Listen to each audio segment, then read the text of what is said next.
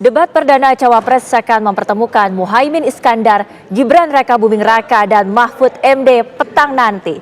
Ketiganya bakal beradu gagasan dan perang argumentasi tentang berbagai isu ekonomi terkini. Sesungguhnya apa yang hendak ditawarkan para kandidat dalam debat? Berikut laporan utama Polres kandidat menjelang debat.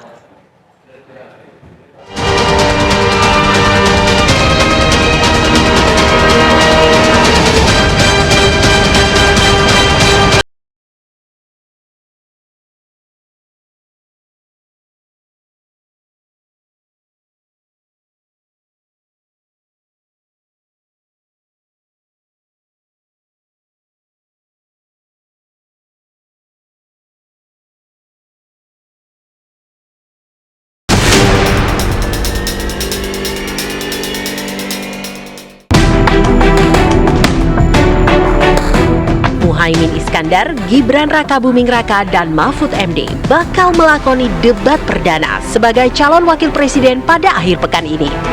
Ketiganya bakal beradu gagasan dan perang argumentasi tentang berbagai isu ekonomi terkini.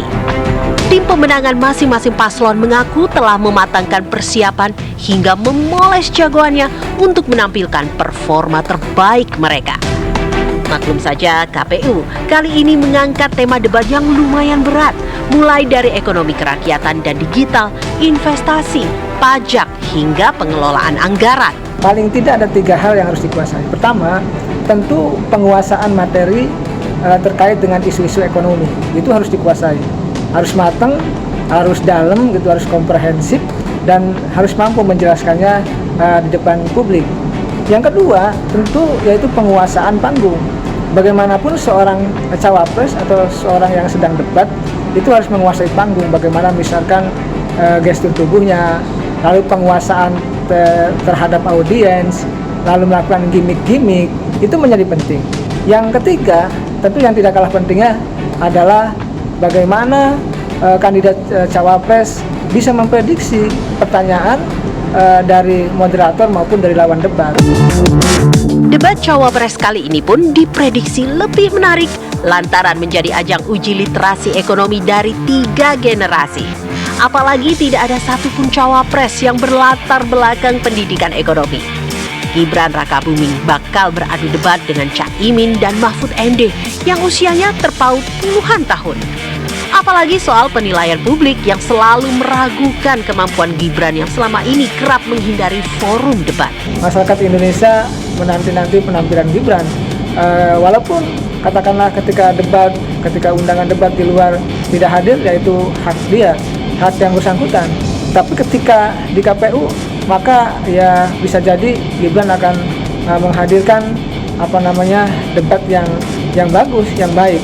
Karena bagaimanapun dia kepala daerah, tentu punya pengalaman dalam konteks berpidato, gitu ya, dalam konteks berkomunikasi dengan masyarakat. Dan kita lihat saja soal menghindar debat di luar, maka penilaian publik itu harus dijawab oleh Gibran dengan debat yang bagus, dengan debat yang berkualitas, dengan tadi perdebatan yang substantif, sehingga keraguan-keraguan publik itu terjawab oleh Gibran di debat. Latar belakang Caimin yang dikenal sebagai politikus senior, Gibran sebagai sosok muda yang membawa nama besar Presiden Jokowi, serta Mahfud MD yang dikenal sebagai pendekar hukum, diprediksi memberikan warna berbeda dalam perdebatan.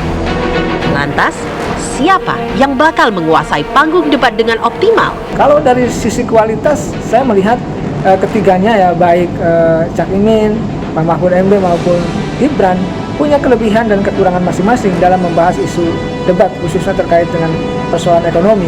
Tentu kalau kita bicara siapa yang unggul, ya semuanya punya kekurangan, punya kelebihan, punya kapasitas, punya plus, punya minus.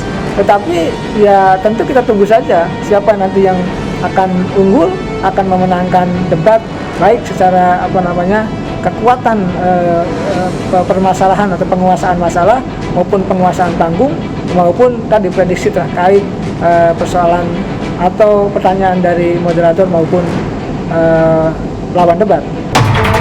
Publik berharap ketiga cawapres bisa menawarkan gagasan-gagasan yang otentik dan bukan hanya bisa mengkritik.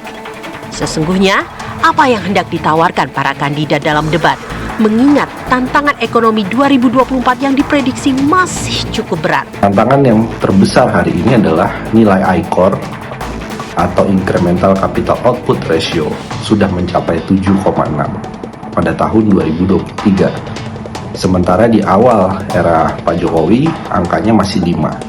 Ini menunjukkan bahwa ekonomi Indonesia adalah ekonomi yang makin berbiaya mahal, makin berbiaya tinggi, kita juga kehilangan daya saing.